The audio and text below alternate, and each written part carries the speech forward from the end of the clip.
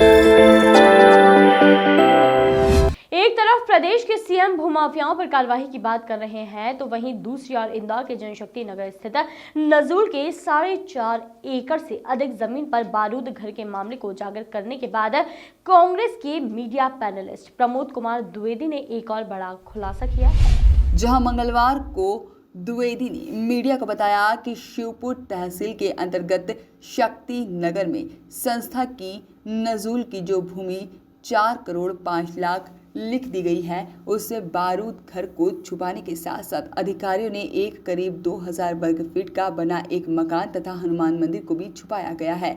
अधिवक्ता द्विवेदी के मुताबिक अधिकारियों के कारनामों से सरकार को करीब 74 लाख रुपए के स्टाम्प ड्यूटी राजस्व का नुकसान हुआ है, जिसे भरवाने की मांग की जा रही है। वहीं कांग्रेस के मीडिया पैनलिस्ट ने मामले को लेकर आर्थिक अपराध अन्वेषण ब्यूरो में जाने की बात कही है। साथ ही संबंधित विभागों के दोषी अधिकारियों की कार्यप्रणाली की भी जांच रखवाने की मांग सरकार के समक्ष रखी है, जहां पर अधिवक्ता द्विवेदी ने आरोप लगाया है कि अधिकारियों द्वारा राजनीतिक संरक्षण में लंबे समय से भूमाफिया बनकर इस तरह का खेल खेला जा रहा है। सिरपुर के पास संस्था ने अब जाकर के नामांतरण के लिए आवेदन पेश किया। कितने साल बाद? 2008 से आज कितने हो गए? 2021। कितने साल हो गए? और कब अब क्यों करने गई? जब मैंने खुलासा कर दिया कि कोई भी संस्था को अगर आप बिना नामांतरण के डाइवर्सन नहीं कर सकते, बिना नामांतरण के टीएनसी नहीं कर सकते, बिना नगर निगम बिना नामांतरण के उसको वो नहीं कर सकती, तब जाकर के कॉलोनाइजर यानी जनशक्ति गृह निर्माण संस्था अब जाकर के तहसीलदार के नामांतरण के लिए आवेदन प्रस्तुत कर रही है। तो सवाल है कि 130 लोगों के पक्ष में जो रजिस्ट्री कर दी गई, जो सबलीज कर दी गई, सबलीज को भी अब छिपा रहे हो कि आपने इस जमीन को तो पूरा बेच दिया, तो अब नामांतरण किस बात का करवाने जा रहे हो? जब आपके पास कुछ है ही नहीं तो नामांतरण किस बात का? कुल मिलाकर के मेरे कागजी जाल में अधिकारी फंस गए। नामांतरण ये साबित कर रहा है, 6 लाख से अधिक की पेनल्टी ये साबित कर रही है, संस्था के द्वारा 6 लाख रुपए जमा करने की रसीद ये साबित कर रही है कि संस्था फंस गई है और अधिकारी फंस गए हैं। जो मैंने आरोप लगाए थे वो अक्षरश साबित हैं। और जो मकान को लेकर के मैं कह रहा हूँ, उस मकान को जिला प्रशासन चाहे तो आज अधिग्रहित कर ले, वहाँ पर संजीवनी नर्सिंग होम बना दे, वहाँ पे तहसील कार्यालय बना दे, वहाँ पर शासकीय संपत्ति है इसका बोर्ड लगा दे। ये है। अब इसके प्रमाण के स्वरूप में मेरा दस्तावेजी प्रमाण के साथ मध्य प्रदेश सरकार की गाइडलाइन है। कब की है? कुछ दिनों पहले मैंने जनशक्ति नगर के मामले में खुलासा किया था। उस खुलासे में ये कहा था कि बड़ा बारूद एक अमला है जिसे बारूद घर कहा जाता था, उसे सरकार ने लीज पे दिया भी नहीं था, परंतु कॉलोनाइजर ने मिली साठगांठ के आधार पर उस बारूद घर को जमींदोज कर दिया था। तभी मैंने कहा था कि इसके अंदर के और खुलासे में समय पर करूँगा। इस बारूद घर को जो जमींदोज किया गया, उसके पश्चात इसी बारूद घर के पास में एक मंदिर है, मंदिर के पास में एक पुराना मकान है। ये मकान भी सरकारी है।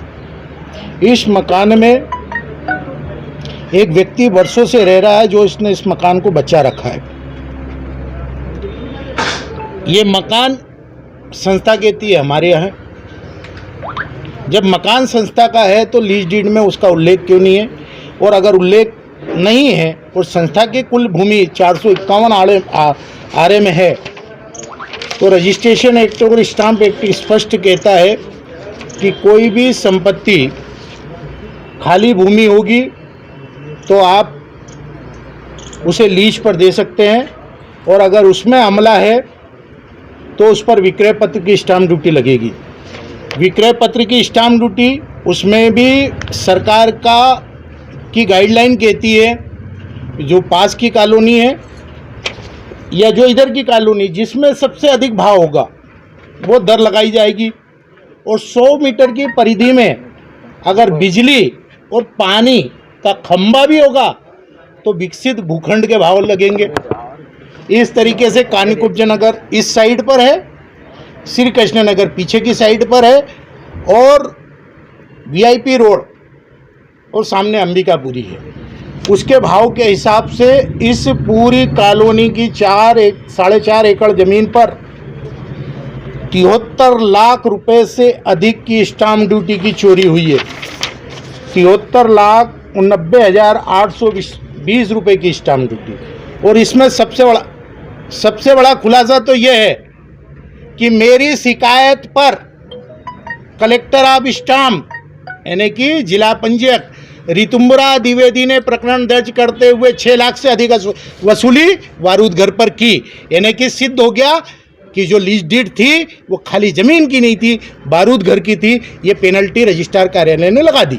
अब जब दूसरी शिकायत करने जा रहा हूँ कि ये जब ज़मीन है, इस ज़मीन में एक और मकान है, मंदिर है, विकसित भूमि है, तो विक्रय पत्र के अनुसार 73 लाख से अधिक की स्टाम्प ड्यूटी इस कॉलोनाइजर से यानी जनशक्ति नगर गृह निर्माण संस्था से वसूल की जाए। अब सबसे अहम एक और bureau report, voice of rights.